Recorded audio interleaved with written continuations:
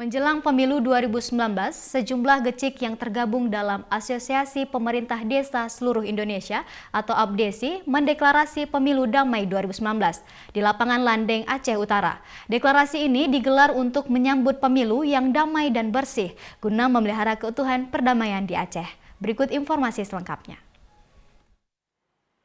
Sejumlah gecik yang tergabung dalam APDESI Aceh dan Aceh Utara menggelar deklarasi menyambut pemilu damai yang akan berlangsung pada 17 April 2019 mendatang.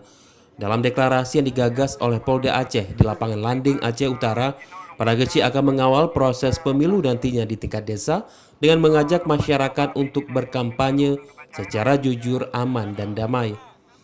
Para gecik yang hadir dalam deklarasi tersebut akan mengawal proses pemilu dan menolak segala intimidasi, diskriminasi, dan berita bohong atau hoax dalam berkampanye yang menyebabkan perpecahan antar masyarakat.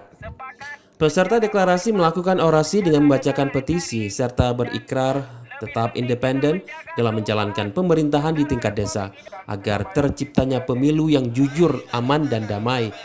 Peserta deklarasi juga menandatangani spanduk deklarasi damai yang dibentangkan dalam orasi tersebut. Deklarasi damai digelar untuk menjaga keamanan dan ketertiban masyarakat dalam berkampanye menjelang pemilu 2019, yaitu pemilihan presiden dan pemilihan legislatif di Aceh. Selain itu, deklarasi juga bertujuan untuk menunjukkan bahwa daerah Aceh merupakan kawasan yang aman dan damai serta layak untuk dikembangkan dengan berbagai potensi. Ketua Badan Pertimbangan APDESI Aceh Utara, Muksalmina, mengatakan Aceh Utara merupakan kawasan yang aman dan damai. APDESI Aceh Utara juga memastikan pada pemilu mendatang Aceh tidak termasuk kategori daerah rawan.